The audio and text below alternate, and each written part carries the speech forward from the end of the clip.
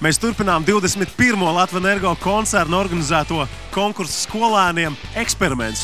Un šodien jau 5. pusfināla spēle Vidzemes reģiona erudītākajiem prātiem. Šī spēle ir īpaša ar to, ka tajā rekordu lielu skaitu ir pieteikusi Gulbenes 2. vidusskola. 3 komandas no Gulbenes 2. vidusskolas. Un vēl īpaši šis konkurss būs ar to, ka dalībniekiem 3. uzdevumā būs jāšauj ar kartupeļiem. Skatīsimies, kā viņiem veiksies. Šajā spēlē piedalās White Sox no Gulbenes 2. vidusskolas. Skolotāja Elīna Gusāre, Aspekts no Valkas ģimnāzijas. Skolotājs Valdis Jerums, Fārenheiti no Gulbenes 2. vidusskolas. Skolotāja Tatjana Petersone, Epsilons 9 no Madonas valsts ģimnāzijas. Skolotāja Vija Bebrišā un Tsunami no Gulbenes 2. vidusskolas.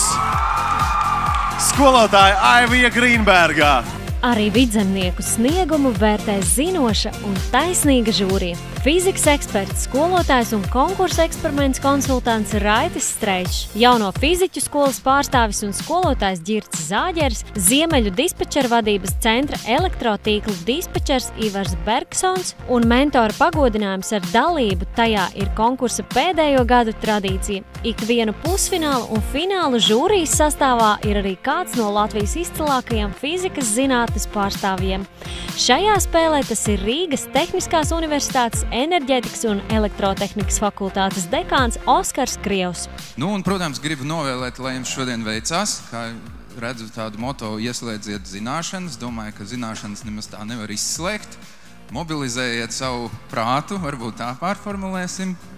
Un par cik pārstāv Rīgas Tehnisko universitāti, enerģētikas fakultāti, gribu pie jums vērsties kā arī pie saviem potenciāliem studentiem un mudināt studēt enerģētikas fakultātē, tātad arī skolas laikā pievērst uzmanību elektrotehnikas jautājumiem. Domāju, ka šajā uzaicinājumā man arī var pievienoties pasākuma organizētājs Latvenergo, jo arī viņiem, protams, ir vajadzīgi zinoši cilvēki elektrotehnikā. Paldies un lai jums veicās!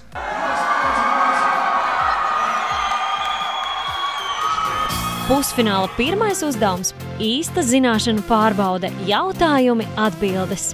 Pirmais gaismas avots, kur darbināja elektrību. Kas tas ir par gaismas avotu? Rokas augšā komandas, kuras atbildēja?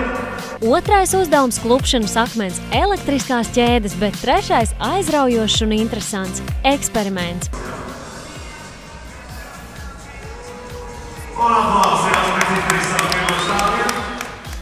Arī atlikušie 2 uzdevumi – temperatūras iegūšana un zināšanas par attēla projicēšanu bija gana āķīgi, bet zinošajiem vidzemniekiem izdevās atrisināt visus cietos riekstus. Arī līdzjutējiem bija iespēja uzzināt daudz aizraujošu lietu par fiziku kopā ar jauno fiziķu skolas un fizmiks ekspertiem. Un jā, pareizi jau jūs tur kliedzat. Tātad, ja pieliek vēl vienu punktiņu klāt, tad tie būtu 30 punkti, Epsilonam 9. Aplausi! Malači! Epsilons 9! Vidzemes reģiona! Gudrākā, erudītākā komanda, kura dosies uz finālu, uz LEC, lai cīnītos par galveno balvu.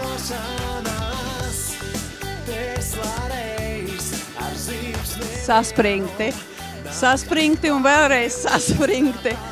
Un domāju par bērniem. Domāju, lai viņi var parādīt to, ko viņi var. Jo to, ka viņi var, par to ir pārliecība. Atlicis vairs tikai viens pusfināls, līdz būs noskaidroti visi fināla spēles dalībnieki un lielais erudīcijas konkurss eksperiments ies gaisā.